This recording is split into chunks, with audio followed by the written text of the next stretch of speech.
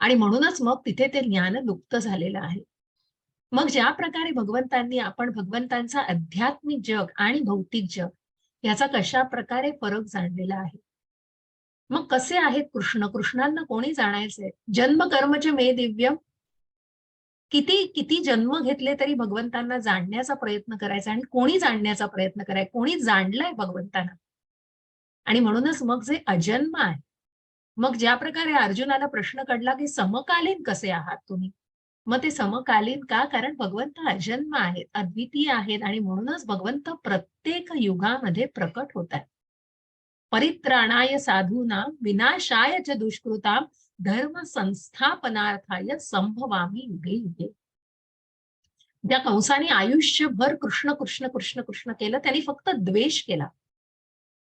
आणि म्हणूनच त्या द्वेषाची भावना भगवंतानेही त्या शत्रू रूपानेच परतवून लावलेली आहे, की ज्याचा नाश केला गेला. आणि तिथेच ती भावना प्रकट झालेली होती. आणि तिथेच ती आकाशवाणी झाल्यानंतर जेव्हा सांगितलं गेलं, की देवकीचा 8वा पुत्र तुला मारणार आहे, तेव्हा तो मनातनं पूर्णपणे हादरला हो. आणि म्हणून मग अशा वेळेला ती भावना आणि तिथेच भगवंत प्रकट झालेले आहेत. आणि मग देवकी मातेच्या पोटी त्यांनी जन्म घेतलेला आहे.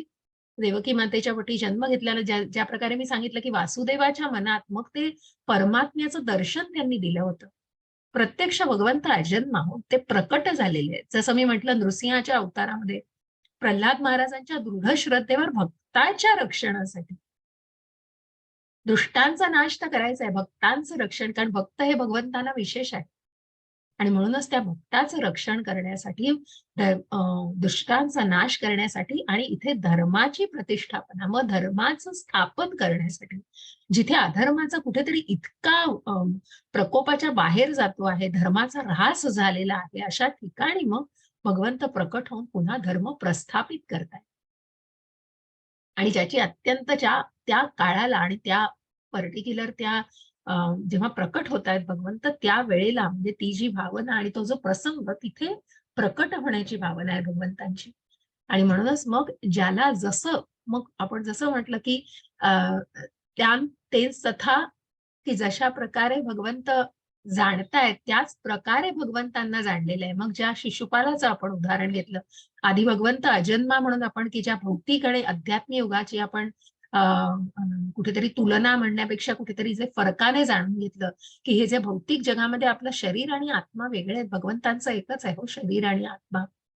आणि तो परमात्मा आहे, त्या परमात्म्यालाच आपल्याला जाणायचंय. मग पुढे जाऊन आपल्याला तेही ज्ञान सखोलपणे घ्यायचंय.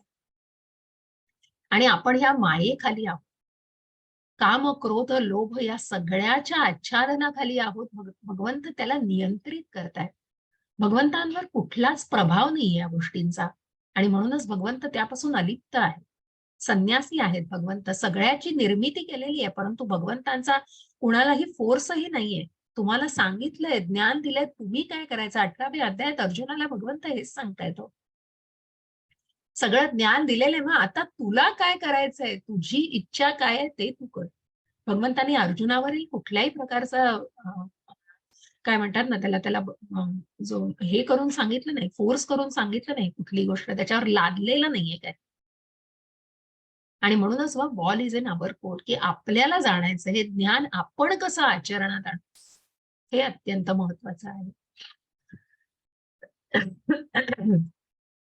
आणि मग अशा प्रकारे ज्ञानातून त्या दिव्य ज्ञान कसं प्राप्त होतं, त्यागातून कसं ज्ञान प्राप्त होतं आणि कशा प्रकारे मग ज्या शिशुपालाला जिथे 100 अपराध त्याचे भरले गेले, तेव्हा त्यालाही त्याच प्रकारे भगवंतांनी त्या शत्रू रूपाने, परंतु इतक्या त्या यज्ञाच्या ठिकाणी ती घटना घडली होती, की तिथे कुठलाही रक्तपात झालेला नाही. अनेक राजे कुठेतरी उखडले होते, की हा इतका अपशब्द बोलतोय भगवंतांना, परंतु भगवंतांनी शांत केलं सगळ्यांना. आणि जे 100 अपराध त्याचे माफ केल्यावर मात्र सुदर्शन चक्राने त्याचा शिरच्छेद झाला. परंतु ज्या सुदर्शन चक्राने त्यांना शिरच्छेद केला, जे भगवंतांचं होतं, त्यामुळे त्याला मोक्ष प्राप्ती झालेली आहे. म्हणूनच कुरुक्षेत्रावर सुद्धा जी लढाई झाली, भगवंतांच्या नुसत्या उपस्थित असण्याने प्रत्येक जो कोणी जीव त्याच्यामध्ये बळी गेलेला आहे, त्या प्रत्येकाला मोक्ष प्राप्ती झालेली आहे. कारण प्रत्यक्ष भगवंत तिथे हजर होते. पण हे त्या दुर्योधनाला माहिती नाही, त्या कौरवांना माहित नाही, कारण विनाशकाले विपरीत बुद्धी होती हो. फक्त ते राज्य मिळवायची हव्यास होता. अशा प्रकारे आपण हे जाणलंय आणि मग हे दिव्य ज्ञान परंपरांनी कसा प्रकारे येतं, मग प्रत्यक्ष भगवंतांनी आपल्या उदाहरणातून दिलेलं आहे. मग हे ज्ञान कसं घ्यायचंय? मग हे ज्ञान एका उत्तम गुरुकडून घ्यायचंय. उत्तम गुरु, साधू आणि शास्त्र यांना पडताळून जेव्हा ते कर्म केलं जातं, अशा या कर्माच्या विभागणी आपण जाणल्या. कर्म, सकाम कर्म जाणलं, विकर्म जाणलं आणि अकर्म म्हणजेच निष्काम कर्म. मग हे कसं जाणायचंय? तर आपल्याला आपण असं आपल्या ज्ञानातून नाही हो, त्याला वाचन पाहिजे, त्याला शास्त्रांचा अभ्यास पाहिजे आणि म्हणूनच ज्या गुरूंना ज्याच्या दृष्टांत झालेला आहे, अशा उत्तम गुरुकडून हे मार्गदर्शन, की प्रत्यक्ष भगवंतांनी सांदीपनी ऋषींच्या आश्रमात राहून हे ज्ञान घेतलेलं आहे, तत्वज्ञान जाणलेलं आहे. जिथे प्रत्यक्ष प्रत्येक गोष्टींनी भगवंत स्वतःचं उदाहरण देत आहेत. ज्या पारिवारिक परंपरेचं आपण बघितलं, की मग आदर्श व्यक्ती कोण? तर भगवंतांकडे बघून आपल्याला जाणायचं आहे. की म्हणूनच अशा प्रकारे ज्या ज्या ज्ञानाचं आपल्याला आचरण करायचं, हे ज्ञान उत्तम गुरुकडूनच आलं पाहिजे. तद्विधी प्रणिपातेन, मग असं ते विधियुक्त ज्ञान. मग जे काही आचरणात आणायचे, जे काही शास्त्र विधीने केलं जातं ज्या गोष्टी, त्याला महत्व आहे आणि म्हणूनच ते उत्तम गुरुकडून घेण्याची ज्ञानाची गरज आहे. इति चतुर्थ ज्ञान आपण अध्याय बघितला. मग आता पुन्हा अर्जुनाला प्रश्न पडलाय हो, की मग संन्यास का कर्मयोग श्रेष्ठ आहे? भगवंतांनी सांगितलं की निष्काम कर्म करायचंय तुला. निष्काम कर्म करायचंय म्हटल्यानंतर त्या कर्माची फळं तू उपभोगून चालणार नाही. आणि म्हणून त्या कर्माच्या फळांचा त्याग करायचा आहे. पण म्हणून त्या कर्माचा त्याग करायचा नाही. तर कर्म संन्यास नाही, तर कर्मयोग जो भगवंतांशी जोडला जातोय. म्हणून हा कर्मयोग हा संन्यासापेक्षा श्रेष्ठ आहे. कर्मयोग विशिष्यते. हा जास्त श्रेष्ठ आहे. जेव्हा अर्जुनाला प्रश्न पडलाय, त्या अर्जुनाचं उत्तर दिलं. आणि मग जेव्हा असं कर्म केलं जातं, मग त्या कर्माची गुंतागुंत, जसं मी तुम्हाला म्हटलं, आजही आपल्याला एक कथा ऐकायची आहे आणि त्याच्यातनं आपल्याला जाणायचंय, की मग हे सकाम कर्म, की जो कुठेतरी फळांची अपेक्षा ठेवून ते कर्म करतो आहे, त्या सकाम कर्माने काय त्याचे परिणाम होतात? कारण मग कुठेतरी फळांची अपेक्षा आली, की मग त्याचे भोगही भोगायचे तो. आणि म्हणूनच मग ते निष्काम कर्म का योग्य आहे? मग प्रभुपादांनी खूप सुंदर उदाहरणं दिलेली. अहो, संन्यास कसला घेताय? तुमचं काय आहे म्हणून तुम्ही त्याचा संन्यास घेताय? स्वतःचं शरीर तरी तुमचं आहे का? हे बनवलेली निर्मिती कोणाची आहे? ही जीव निर्मिती भगवंतांकडून आहे.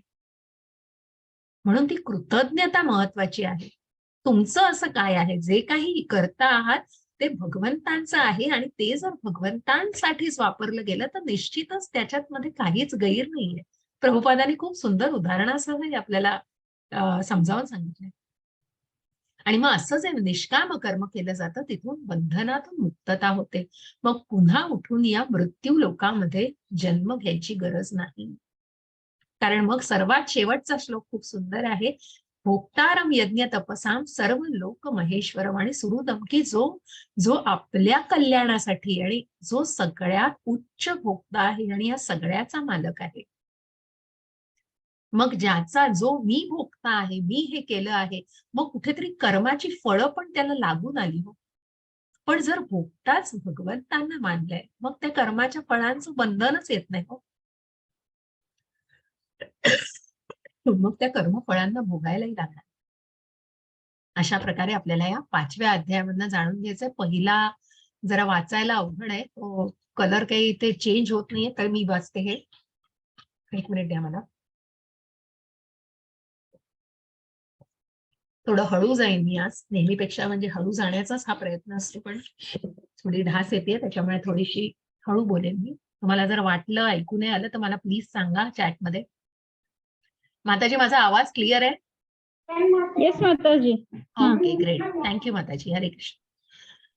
अर्जुनाचा गोंधळ बघा. तिसऱ्याही अध्यायात अर्जुन गोंधळलाय, कारण अर्जुनाला युद्धच करायचं नाही. आपण म्हणतो ना, एखाद्याला करायचंच नसेल तर मग तो कारण हजार सांगतो. पण अर्जुन हे कारण सांगतोय कारण अर्जुनाला हे ज्ञान घ्यायचंय भगवंतांकडून. आणि मग हे ज्ञान घ्यायचंय, हे ज्ञान अर्जुन पहिला श्रोता आहे फक्त त्याचा. हे ज्ञान आपल्यापर्यंत पोहोचावं ही योजना आहे हो भगवंतांची. अर्जुन उवाच संन्यासं कर्मणां कृष्ण पुनर्योगं च शंससि यच्छ्रेययेतयोरेकं तन्मे ब्रूहि सुनिश्चितम. सॉरी माताजी, मी वाचते, हे थोडं लाईट आहे. अर्जुन म्हणाला, हे कृष्ण, सर्वप्रथम तुम्ही मला कर्माचा त्याग करण्यास सांगा बरं का, आणि पुन्हा तुम्ही भक्तिपूर्वक कर्माची प्रशंसा करता. आता तुम्ही कृपया मला निश्चितपणे सांगाल की या दोघांपैकी कोणता अधिक फायदेशीर आहे. मग भगवंत सांगतायत की तू कर्म करायचंय. मग हे कर्म करायचंय तुला, कारण कर्म कांडात अडकू नकोस, तुला कर्मयोग करायचाय.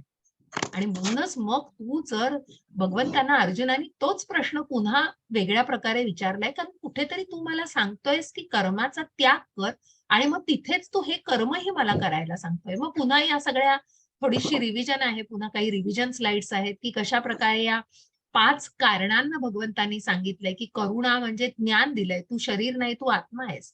आनंद म्हणजे तू कर्मकांडात अडकू नकोस, तुझं कर्मयोग केलास तर तुला आनंदच आनंद आहे, दोन्हीकडून आनंद आहे. तुला स्वर्गलोक प्राप्त होईल, तू ठार मारला गेलास आणि तू जिंकलास तर तुला पृथ्वीवर राज्य करायचं.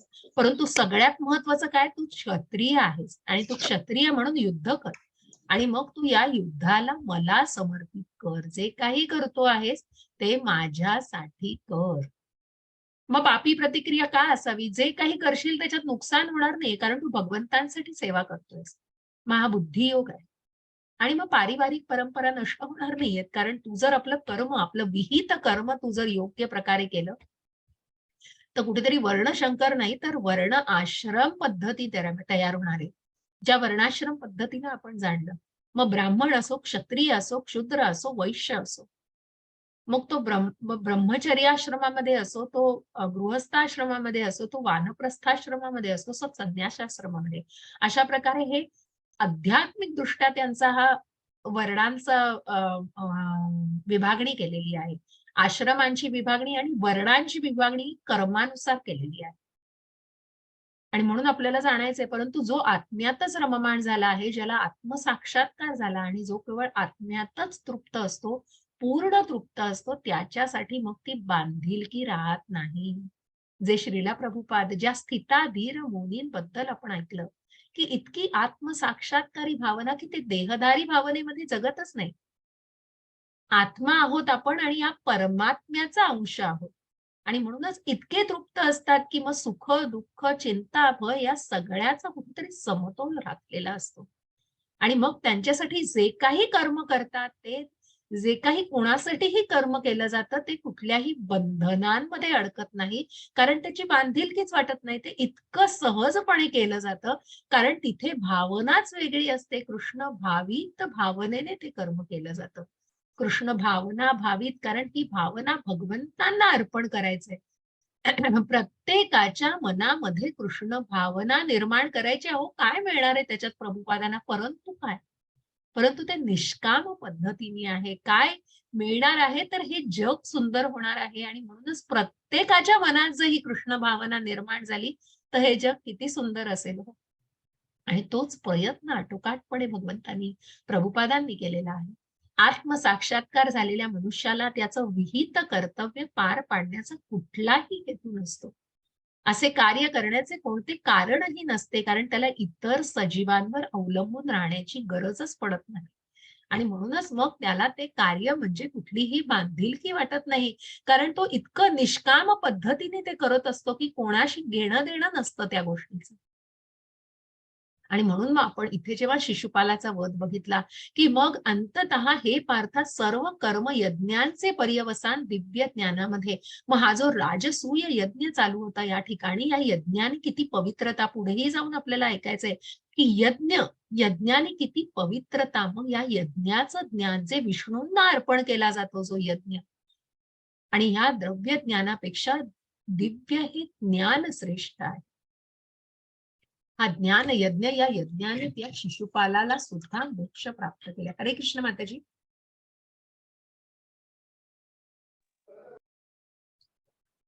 वाचाल माताजी. हरे कृष्ण. अंजली माताजी. हरे कृष्ण. हा वाचा माताजी. म्हणून अज्ञानामुळे तुमच्या अंतःकरणात निर्माण झालेल्या शंकांचे ज्ञानाच्या शास्त्राने नाश केले पाहिजे. हे भरत, योगाने सज्ज होऊन उभे राहा आणि लढा. हरे कृष्ण. हरे कृष्ण. आणि म्हणून मग जे काही तुझ्या अंतःकरणामध्ये या सगळ्या संभ्रमानी आणि तू असमंजस झालेला आहे, तुझ्या मध्ये अज्ञान आहे. जे काही अज्ञान आहे, तू जो विचार करतो आहेस ते नसून ते वेगळ्या पद्धतीने आणि म्हणूनच या शंकांचं ज्ञानाच्या शस्त्राने. आणि म्हणून हा ज्ञान योग जो आपण 4थ्या अध्यायात, की तिथे भगवंत सांगतायत की हे ज्ञान तू एका उत्तम गुरुकडून घेऊन या ज्ञानाचा शस्त्राने या शंकेचा, या अज्ञानाचा आणि ह्या असमंजसपणाचा तू नाश केला पाहिजेस. आणि म्हणूनच हे भरत आहे, क्षत्रिया सच्चपणे उठ आणि लढ, युद्ध कर. असे हे पुन्हा थोडंसं वर्णन आहे. आय थिंक याच्यात आपण खूप जाऊया नको. हे तेच सगळं मी तुम्हाला सांगितलं त्याचंच वर्णन आहे. श्री भगवान वाच संन्यासः कर्मयोगस्य निःश्रेयसकरावुभौ तयोस्तु कर्म संन्यासात कर्मयोगो विशिष्यते. हरे कृष्ण माताजी. हरे कृष्ण. परमात्म्याने उत्तर दिले, कर्माचा त्याग आणि भक्ती हे दोन्हीही मुक्तीसाठी चांगले आहेत, परंतु या दोघांपैकी भक्ती सेवेतील कार्य कर्मत्यागापेक्षा श्रेष्ठ आहे. हरे कृष्ण. हरे कृष्ण. आणि म्हणूनच मग भगवंतांनी जे मी म्हटलं की कर्माचा त्याग आणि भक्ती हे दोन्हीही मुक्तीसाठी चांगले. मग त्या कर्माचा त्याग करणं, कुठेतरी त्या भौतिक जगातून बाहेर पडायचंय आणि या भौतिक गोष्टींचा कुठेतरी विरह सहन करणं. आणि भक्ती, भक्ती म्हणजे निष्काम कर्म, मग त्या फळांच्या अपेक्षेविना कर्म करणं. मग हे सगळं मुक्तीसाठी चांगलं आहे, परंतु या सगळ्यामध्ये भक्ती सेवा, मग ज्या भगवंतांच्या सेवेमध्ये जे कर्म केलं जातं ते कर्म भक्ती सेवेतील कार्यकर्म हे त्यागापेक्षा, मग तो कर्म पूर्णपणे टाळण्यापेक्षा निश्चितच ते कर्म पूर्णपणे निष्काम पद्धतीने भगवंतांच्या भक्तीसाठी केलं पाहिजे. आणि म्हणून त्या भक्ती योगाला कर्म संन्यासापेक्षा श्रेष्ठ मानलं गेलं आहे. अशी ही राजा नृगाची गोष्ट आहे बरं. आता हा राजा नृग कुठेतरी पुण्यकर्म करत असतो, पण सकाम कर्मात अडकलेला असतो. कारण जे काही कर्म करतोय ते माझ्या राज्याला असं मिळावं, माझ्या राज्याला हे मिळावं, आणि कुठल्या तरी मग भावनेने असं केलं जात असतं. कारण कुठेतरी त्याच्यामध्ये सकाम कर्म, कुठेतरी फलदायी कृत्य केली जात असतात, कारण त्या फळांच्या अपेक्षा ठेवून ते पुण्य केलं जात असतं. मग अनेक यज्ञ करत असतो, अनेक दान करत असतो, गोदान करत असतो, लाखो गायींचं दान तो करत असतो. मग अशा वेळेला एका ब्राह्मणाला, तो दररोज ब्राह्मणांना गायी दान देत असतो. एके दिवशी एका ब्राह्मणाला गायी दान देतो आणि तो ब्राह्मण आपल्या गायी घेऊन घरी परत जातो. आता घरी परत गेल्यानंतर तो ती गाय असतात, त्या गायी त्याच्याकडे असतात, परंतु बघा प्राणीच आहेत ते, तर गायीसारखी गोष्ट. मग गाय ती पुन्हा या राजाकडे परत येते. त्याच्यापैकी एक गाय त्या पुन्हा राजाकडे परत येते. दुसऱ्या दिवशी पुन्हा राजा, हे राजालाही माहिती नसतं आणि त्या ब्राह्मणालाही माहिती नसतं ज्याच्याकडे गायी गेल्या असतात. आणि मग दुसऱ्या दिवशी नृगराजा पुन्हा दान करत असतो. दान करताना तो काय करतो, तो दुसऱ्या ब्राह्मणाला गायी दान करत असतो. आता ही जी गाय आहे रात्री आलेली, ती गाय त्या सगळ्या गायींमध्ये मिसळलेली असते आणि मग ती गाय पुन्हा त्याच्याकडून दान केली जाते त्या दुसऱ्या ब्राह्मणाला. आता ही गाय, दान केलेली गाय घेऊन तो दुसऱ्या ब्राह्मणात परतत असतो आपल्या घरी. परतताना वाटेत हा दुसरा ब्राह्मण भेटतो. तो जेव्हा सकाळी उठतो आणि बघतो, अरे आमची एक गाय माझी नाहीये याच्यामध्ये. आणि जेव्हा तो या ब्राह्मणाकडे ती गाय बघतो, तो बरोबर ओळखतो की ही गाय माझी आहे. मग त्या दोघांमध्ये बोलाचाली होतात की असं कसं, तू ही गाय कशी घेऊ शकतो, दान केलेली गाय तू कशी परत घेऊ शकतोस. मग हे सगळं जातात नृगराजाकडे. राजापर्यंत पोहोचतं. दोन्ही ब्राह्मण राजाकडे जातात. राजाला म्हणतात, हे कसं काय, तू जर दान मला केली होतीस गाय, तर मग तू याला कशी दान केलीस. नृगराजा क्षमा मागतो त्या ब्राह्मणाची आणि त्या आधीच्या ब्राह्मणाला सांगतो, बाबा ही दान तू दे त्याला गाय, मी तुला अजून 1,00,000 गायी देईन, परंतु ही दान केलेली गाय तू त्याला परत दे. तोही ब्राह्मण ऐकायला तयार नाही. अशा प्रकारे दोघांकडून अनपेक्षितपणे चूक होते, कारण त्या ब्राह्मणाचा शाप मिळतो त्याला. आणि म्हणून मग ते सांगतात, तू कितीही पुण्यकर्म केलं असलंस तरी तुला अनेक हजार वर्ष घेऊन मग तुला मोक्ष मिळणार आहे. आणि मग ती एक चूक त्याला किती महागात पडते बघा. ते कर्म सकाम कर्मानी फलदायी कृत्य असतं, त्याचं कशा प्रकारे परिणिती होते बघा. आणि मग त्याला जेव्हा मृगराजाची मृत्यू होतो तेव्हा यमराज त्याला विचारतात की तू पुण्यकर्मही केलंयस आणि तू पापही केलंयस, तर तुला कुठलं भोगायला आवडेल, तुला कुठलं भोगायचंय आधी. तो म्हणतो आधी मी पापाचं कर्म भोगतो, पापाचं फळ भोगतो. आणि म्हणून मग त्याला जवळजवळ हजारो वर्षे एक सरडा बनून त्या विहिरीमध्ये राहायला लागतं. आणि मग यमराज म्हणतात की तुला द्वापार युगामध्ये कृष्णांकडून याला तुला मोक्ष मिळेल. आणि मग तेव्हा तो सरडा इथे आपल्याला दिसतोय चित्रात, तो त्या विहिरीत असतो. मग त्या द्वापार युगाच्या काळामध्ये कृष्णाची मुलं ते त्या भागामध्ये आलेली असतात, त्यांना पाणी हवं असतं. पाणी पिण्यासाठी विहिरीपाशी जातात, तर बघतात तर हा मोठा अजस्त्र असा प्राणीसारखा वाटतो त्यांना. ते घाबरून आपल्या वडिलांना सांगतात, बाबा तिथे काय आहे बघा. तिथे कृष्ण जातात आणि त्याला मग त्या सरड्याला डाव्या हाताने काढण्याचा प्रयत्न करतात आणि त्याला स्पर्श करतात. त्या स्पर्शानुसार तो मृगराजा पुन्हा आपल्या मूळ रूपात येतो आणि मग तो त्याला जी काही जो काही शाप मिळालेला असतो त्याप्रमाणे तो त्याच्या पुढच्या जन्मामध्ये मग जे काही चांगलं कर्म करून त्याला मोक्ष मिळू शकतो. परंतु म्हणूनच राजा नुक फलदायी क्रियाकलापांच्या निरर्थकतेची कबुली करतो आणि म्हणून भक्ती सेवा ही केवळ आत्म्यासाठी शुभ क्रिया आहे. म्हणजे तेच दान तुम्ही भगवंतांसाठी, ते कृष्ण मिसिंग आहेत हो. तिथे कुठेतरी कृष्ण मिसिंग आहेत, म्हणूनच ते सकाम कर्म धरलं गेले. आणि म्हणूनच मग अशा कर्माला काय म्हणतात, अशा त्यागाला म्हणतात फलगू वैराग्य. प्रपंचिकताय बुद्ध्या हरिसंबंधी वस्तुनः मुमुक्षुभिः परित्यगो वैराग्यम फलगू कथ्यते. हरे कृष्ण माताजी.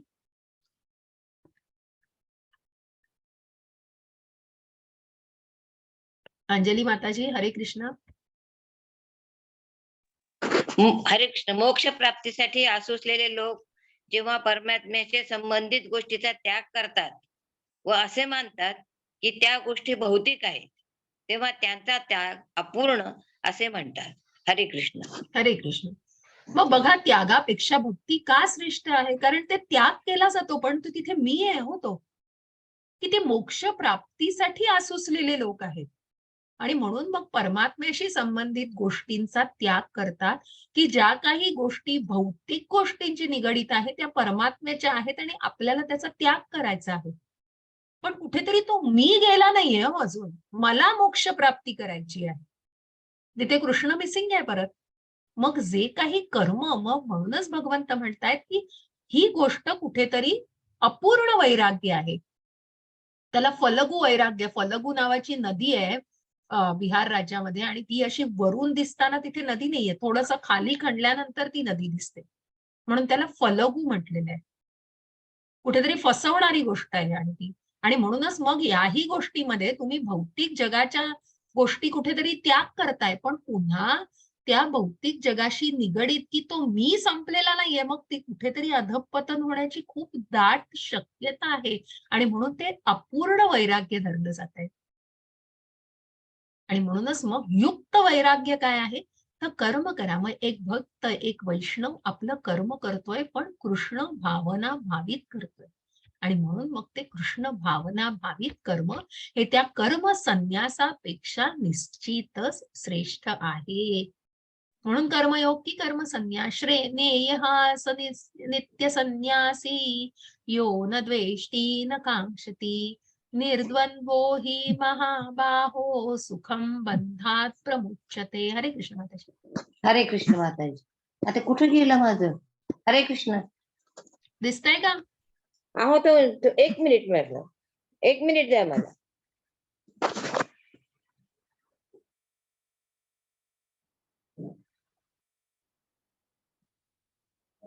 स्लाइड गेली का माताजी तुमची? हा, स्लाइड गेली. 1 मिनिट माताजी. हरकत नाही, हरकत नाही.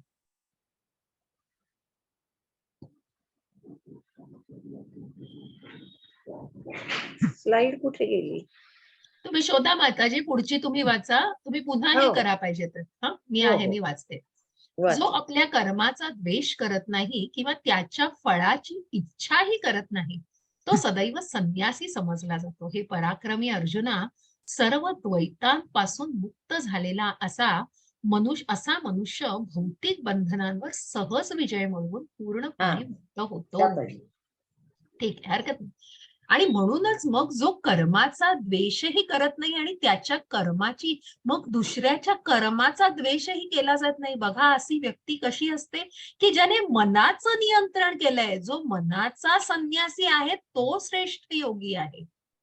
आणि मग तो सदैव संन्यासी समजला जातो, कारण कुठेतरी त्याने त्याच्या फळांच्या इच्छेचा त्याग केलेला आहे.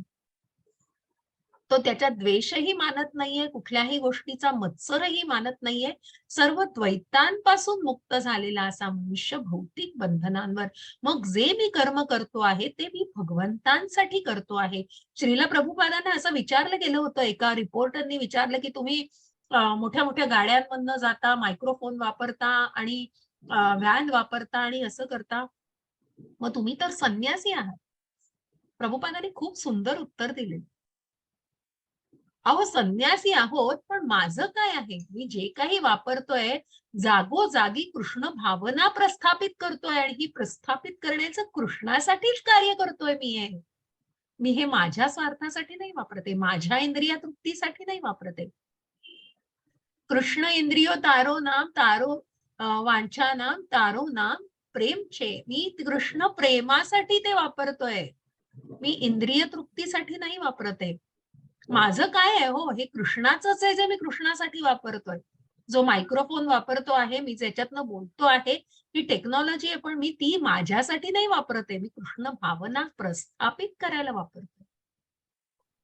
आणि म्हणूनच मग अशी व्यक्ती निश्चितच भौतिक बंधनांवर विजय मिळवून मुक्त होऊ शकते. असे हे हरिदास ठाकूर आहेत, ज्यांची खूप सुंदर कथा आहे. यांना नामाचार्य म्हटलं जायचं बरं का. चैतन्य महाप्रभूंच्या काळातले हे हरिदास ठाकूर.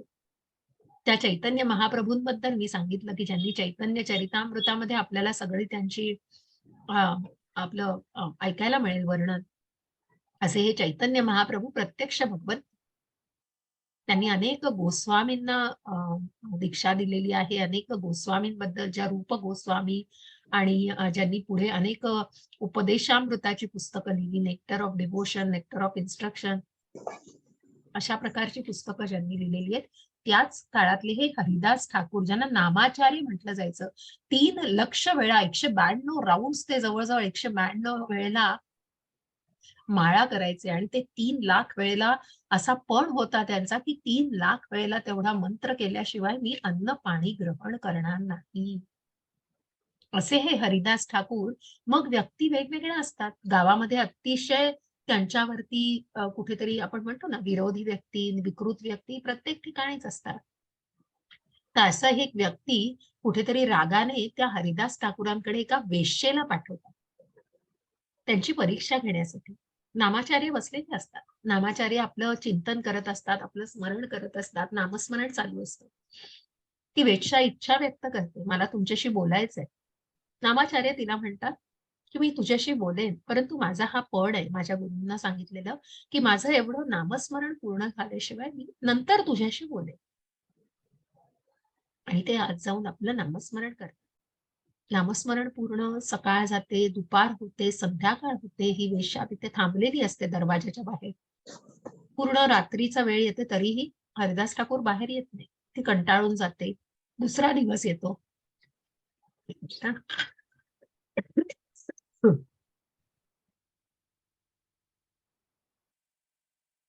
दुसरा दिवस येतो, पुन्हा तीच कथा.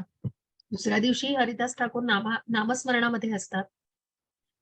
तिसऱ्या दिवशी मात्र त्या वेश्येचा कुठेतरी कोप होतो आणि तिचा पेशन्स संपतो, तिथे धीर सुटतो आणि ती तडक आतमध्ये जाते आणि ती विचारते नामाचार्यांना की तुम्ही असं काय करताय की लोक माझ्यासाठी आसुसलेले असतात, माझी वाट बघत ताटकळत बसलेले असतात, इथे मी तुमची वाट बघत बाहेर उभी आहे, काय करताय तुम्ही असं? नामाचार्य म्हणतात, मी याच प्रश्नाची वाट बघत होतो. मी हे जे काही करतो आहे ते लक्षपूर्वक ऐक. आणि मग त्या नामस्मरणाबद्दल तिला सांगतात, तेव्हा ती वेश्या तिथेच तिचं परिवर्तन होतं. आपल्या केसाचं मुंडन करून त्या तुळशी वृंदावनापाशी ती दीक्षा घेते. नामाचार्यांकडून साधू संग लवमात्रे साधू संग. बघा की किती थोड्या वेळासाठी ती भगवंतांबरोबर, ती हरिदास ठाकूरांबरोबर असते. अशी ती वेश्या तिचं परिवर्तन होऊन तिथे भक्ती मार्गाला लागते. आणि म्हणूनच असे जे कुणाचा द्वेष करत नाही, मग त्या वेश्येचा ना हरिदास ठाकूरांनी द्वेष केला किंवा तिला काही वाईट बोलले, परंतु तिला उत्तम प्रकारे समजावून सांगितलं. आणि ज्या परिवर्तनासाठी म्हणजे त्यांनी कुठल्याही भावनेने ते केलं नव्हतं, परंतु त्या निष्कपट भावनेने करून सुद्धा ती वेश्या ते बघून कुठेतरी तिचं मन पलटवलं आणि ती तिथेच तिने दीक्षा घेतलीये हरिदास ठाकूरांकडून. असं साधू संग लवमात्रे, की कशा प्रकारे एक साधू की ज्याने या बंधनातून मुक्त करण्यासाठी कर्म करतोय, भगवंतांसाठी कर्म करतोय. ब्रह्मण्याध्याय कर्माणि संगं त्यक्त्वा करोति यः लिप्यतेन स पापेन पद्मपत्रमिवाम्भसा. हरे कृष्ण माताजी. हरे कृष्ण. जो मनुष्य आसक्तीशिवाय आपले कर्तव्य करतो, परमात्म्याला समर्पण करतो, त्याच्यावर पापकर्माचा प्रभाव पडत नाही. जसे कमळाच्या पानाला पाण्याचा स्पर्श होत नाही. हरे कृष्ण. हरे कृष्ण. ज्या तिसऱ्या अध्यायामध्ये पण आपण बघितलं की मग जी व्यक्ती अनासक्तीने, कुठल्याही आसक्तीशिवाय आपलं कर्तव्य करत असते, त्याच्यात त्यांना ते कर्तव्य वाटतच नाही हो. कुठलंच बंधन वाटत नाही. ते इतकं ऍटीज केलं जातं, इतकं सुलभतेने केलं जातं, कारण तिथे भगवंत असतो. परमात्म्याला समर्पण करण्यासाठी त्या गोष्टी केलेल्या असतात. आणि म्हणूनच मग त्यांची अवस्था एका कमळाच्या पानाप्रमाणे, पानावर पाणी पडलं तरी त्या पाण्याचा स्पर्शही त्या पानाला होत नाही हो. त्याच प्रकारे प्रभुपादांचं आहे, त्याच प्रकारे जसं हरिदास ठाकूरांचं आपण बघितलं की त्या वेश्येला तिथे उभी असल्यावर सुद्धा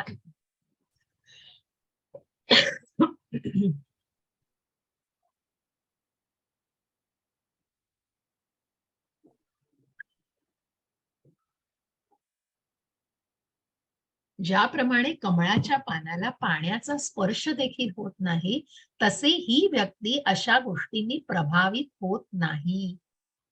मग ज्या प्रकारे त्या हरिदास ठाकूरांनी त्या वेश्येच्या मनाचं परिवर्तन केलं, परंतु तिच्या कुठल्याही वाईट गोष्टींचा त्याच्यावरती परिणाम झाला नाही त्यांच्यावरती. त्याचप्रमाणे आपले श्रीला प्रभुपाद की कुठल्या जागी जाऊन त्यांनी कृष्ण भावना प्रस्थापित करण्याचा प्रयत्न केलाय. ज्या हिप्पींमध्ये राहिले, जे ड्रग ऍडिक्ट होते किंवा जे काही वस्ती होत्या, की त्याचा सामान्य माणूसही उभा राहू शकणार नाही हो. परंतु प्रभुपादांवर त्याचा कुठलाही प्रभाव पडला नाही, कारण त्यांना त्याच्यापासून कुठलाही त्यांच्यावरती प्रभाव न पडता त्यांनी ती कृष्ण भावना प्रत्येकापर्यंत पोहोचवण्याचा जो आटोकाट प्रयत्न केला, त्याच्यामध्ये कुठलाही खंड आला नाही. आणि म्हणूनच त्यांच्यावर त्या पापी गोष्टीचा प्रभाव होऊच शकत नाही, कारण त्या अनासक्तीने ते केलेलं होतं. मनामध्ये कुठल्याही प्रकारचा आनंद, लोभ आणि कुठलाही मोह या गोष्टी इंद्रिय विषय वासनांच्या पलीकडे असतं ते सगळं. कारण भगवंतांच्या त्या प्रेमाच्या शेवटच्या टप्प्यावर जिथे श्रद्धेपासून सुरुवात झाली, तिथे श्रद्धा, साधू संग, भजन क्रिया आणि अनर्थ निवृत्ती. ही जी अनर्थ निवृत्ती आहे, ही कुठेतरी इंद्रिय विषयांपासून अनासक्ती आणि मग कृष्ण प्रेमाबद्दल आसक्ती, मग त्या नामस्मरणात रुची, चव आणि मग तो भाव आणि प्रेम हो. आणि म्हणूनच त्या समाधिस्थ अवस्थेमध्ये आपण उद्या बघणार आहोत की कशा प्रकारे कृष्ण भावने, अगदी कृष्णाच्या प्रेमामध्ये जे लीन असतात, त्यांच्यावर या गोष्टीचा परिणाम होत नाही. विद्या विनय संपन्ने ब्राह्मणे गविहस्तिनी शुनिचैव स्वपाके च पंडितः समदर्शिनः. हरे कृष्ण माता. हरे कृष्ण माता. नम्र ऋषी खऱ्या ज्ञानाने, विद्वान आणि सौम्य ब्राह्मण, एक गाय, एक हत्ती, एक कुत्रा आणि कुत्रा खाणारा बहिष्कृत समान दृष्टीने पाहतात. हरे कृष्ण. हरे कृष्ण. मग जो या ज्ञानाने परिपूर्ण आहे, ज्याने या परमात्म्याला जाणलेलं आहे, असा हा ज्ञानी आणि पंडित हा समदर्शिन असा हा पंडित खऱ्या ज्ञानाने विद्वान सौम्य ब्राह्मण. मग हा जे काही आजूबाजूचे आहेत, मग त्याच्यामध्ये कुत्रा आहे, कुत्रा खाणारा आहे, चांडाळ आहे, बहिष्कृत आहे तो, परंतु त्या प्रत्येकामध्ये त्यांनी भगवंतांचा अंश बघितलेला आहे. आणि म्हणूनच तो सगळ्यांना, मग त्याच्यासाठी मित्र शत्रू अशी कुठलीही भावना नसते. तो समदृष्टीने समतोल दृष्टीने सर्वांकडे पाहत असतो, कारण हा जीव परमात्म्यापासूनच आहे. हे चित्र, ही आकृती आपल्याला बऱ्याच अध्यायांमध्ये दिसेल, की ज्या विभूतींमध्ये भगवंत म्हणाले आहेत की अनेक विभूती आहेत, पण एका अंशातून भगवंतांनी सगळं विश्व व्यापलेलं आहे, कारण तो परमात्मा प्रत्येकाच्या हृदयामध्ये निवास करतो. ये हि संस्पर्शजा भोगा दुःखयोनय एव ते आद्यन्तवन्तः कौन्तेय न तेषु भ्रमते बुधः. हरे कृष्ण. हरे कृष्ण. एक बुद्धिमान व्यक्ती दुःखाच्या स्रोतामध्ये भाग घेत नाही, जे भौतिक इंद्रियाच्या संपर्कामुळे होते. हे कुंतीपुत्र, अशा सुखांना आरंभ आणि अंत असतो आणि त्यामुळे ज्ञानी मनुष्य त्यात आनंद मानत नाही. हरे कृष्ण. हरे कृष्ण. मग जो पंडित हा समदर्शीन ज्ञानाने, परत बघा चौथ्या अध्यायानंतर हा 5वा, की ज्ञान योग, ज्या ज्ञानाचं आचरण, मग ज्या गुरूंकडून हे ज्ञान घेतलेलं आहे, त्या ज्ञानाने परिपूर्ण झाल्यानंतरच हे बदल दिसू शकतात. आणि मग ही बुद्धिमान व्यक्ती, मग त्या फलगू वैराग्य नाही तर युक्त वैराग्य असलेली ही व्यक्ती, की तिच्यावर कुठलंही बंधन नसतं, मग की कुठलीही गोष्ट करताना तिची बांधिलकी जाणवत नाही त्याच्यामध्ये. आणि म्हणूनच त्या दुःखाच्या, की कुठल्याही गोष्टीला, सुखाला त्या अंत आहे याची कल्पना आहे भौतिक जगातल्या, कारण हे भौतिक जगातलं सुख हे क्षणभंगूर आहे. अशा सुखांना आरंभही आहे आणि अंतही आहे, हे ज्ञानी मनुष्य जाणतो. सात्विक, राजसिक आणि तामसिक हे आपण 14व्या अध्यायात बघणार आहोत. ती सात्विकता कुठेतरी सुखाशी निगडीत आहे, कारण ती सुख घेण्याच्या, मग तिथे कुठेतरी सात्विक दृष्टी आहे, पण पुन्हा बांधली गेलेली आहे व्यक्ती. पण एक ज्ञानी मनुष्य ही गोष्ट जाणू शकतो, की तो कुठेतरी त्या फळांनी बांधला जातोय. आणि म्हणून अशा सुखांचा उपभोग घ्यायचा की नाही हे तो पुरेपूर ठरवू शकतो. त्यामुळे ज्ञानी मनुष्य त्या क्षणभंगूर सुखाला आनंद मानत नाही. मग हेच आपल्याला जर प्राण्यांची तुलना करायचं म्हटलं, तर एका हरणाला कशा प्रकारे बघा, मग प्रत्येक प्राण्यामध्ये त्यांची एक स्ट्रॉंग सेन्सिटिव्हिटी असते बघा, आणि ती इतकी स्ट्रॉंग असते की मग समोर जरी काहीतरी वाईट आहे तरी मला ते हवंच आहे, इतकं कुठेतरी निर्धाराने ते केलं जातं, कारण तो स्ट्रॉंग असते, ती सेन्सेशन ते इतकं स्ट्रॉंग असतं, कारण ती बुद्धी नसते हो तिथे. प्राण्यांमध्ये हाच मनुष्य प्राण्यामध्ये फरक आहे, कारण ती जी बुद्धिमत्ता असते ती कुठेतरी नसते, इंटेलिजन्स आणि ते इंटेलेक्च्युअल थिंकिंग नसतं. आणि म्हणूनच मग एखादं हरिण बघा, की त्याला बासरीचा आवाज आला किंवा कुठल्याही मधुर गोष्टीने तो तिथे आकर्षित होतो. एखादी टिटवी बघा, हे लाईटाकडे जाणाऱ्या दिसतंय की त्याच्या जवळ आपण गेलो तर आपला मृत्यू होईल, परंतु ते अट्रॅक्शन त्या लाईटाचं थांबवत नाही त्यांना. एक हत्ती मादीचा कुठेतरी फक्त आवाज काढला जातो, पण समोर खड्ड्यामध्ये आपल्याला पाडणार आहेत हे कळत नाही. मग या पंखुड्यांचा, या परागकणाचा इतका कुठेतरी मोह आहे, की त्या परागकणांमध्ये, त्या पंखुड्यांमध्ये आपण बंद होऊन आपला मृत्यू होईल, आपण घुसमटू त्याच्यात. हे त्या माशीला कळत नाही. ज्या माशाला कुठेतरी ट्रॅपला बांधलंय, ते दिसतंय कुठेतरी त्याला देतायत अन्न, पण त्याच्यामुळे तो त्या जाळ्यात अडकला जाणार आहे ह्याची कल्पना येत नाही. मग इतकी स्ट्रॉंग सेन्सेस असतात त्यांचे. मग बघा, प्राण्यांचा एक सेन्स इतका स्ट्रॉंग त्यांना इतक्या गोष्टीपर्यंत नेऊ शकतो, तर आपली ज्ञानेंद्रिय आणि कर्मेंद्रिय ही किती स्ट्रॉंग आहेत, किती डेंजरस आहे आपल्यासाठी हे सगळं. आणि म्हणूनच मग ते मनाचं नियंत्रण. आणि म्हणूनच मग या सगळ्या गोष्टीतून कशा प्रकारे आपण मनाला नियंत्रित करतो. मग मला ही गोष्ट हवीच आहे, मला हे धन हवंय, मला ती परस्त्री हवी आहे, मला हे राज्य हवंय, मला हेच हवंय, तेच हवंय. अहो पण त्याची परिणिती काय? याची कल्पना असूनही तसं का वागलं जातं? का त्या चुकीच्या गोष्टी करायला धजलं जातं? मग कुठेतरी त्रिगुणांचा प्रभाव आहे आणि इतकी ती राजसिक आणि तामसिक वृत्ती इतकी इरेला पेटते, की मग पुढे जाऊन आपल्याला काय आहे या सगळी बुद्धी नाश झालेला असतो आणि अधःपतन होतं हो त्याचं.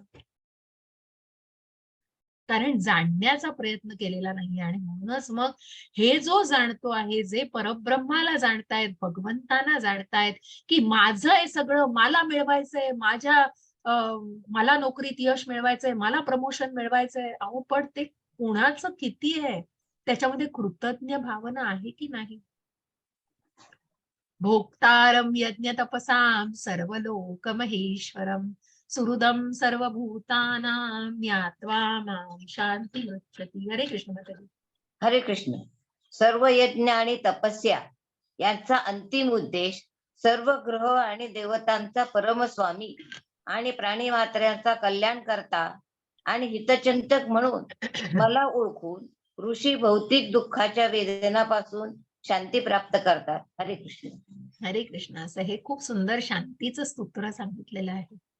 जे भगवंत आपल्याला दिसतायत बघा, की या सगळ्या ग्रहांचे अधिपती आहेत, दैवांचा अधिष्ठाता असा आहे, असे हे भगवंत सर्व यज्ञ आणि तपस्या यांचा अंतिम उद्देश सर्व ग्रह आणि देवतांचा परम स्वामी, सर्व प्राणी मात्रांचा कल्याण करता. मग ज्या भौतिक जगामधले जे प्राणी मात्र आहेत, त्यांचा हितचिंतक म्हणून ज्यांनी ओळखलेला आहे, असे ऋषी भौतिक दुःखाच्या वेदनांपासून निश्चितच शांती मिळवतात. कारण का? कारण ते स्वतःला भोगता न समजता भोक्तारम यज्ञ तपसाम, जे काही यज्ञ आम्ही अर्पण करतोय हे भगवंतांना अर्पण करतो आहोत. सुहृदम, मग तो ऑफिशियल मित्र नसून तो कुठेतरी हितचिंतक आहे. कुठेतरी मनाची काळजी, भगवंत काळजी घेतायत त्या जीवाची. ज्या जीवाची निर्मिती केली आहे त्याची काळजीही ते घेतायत हो.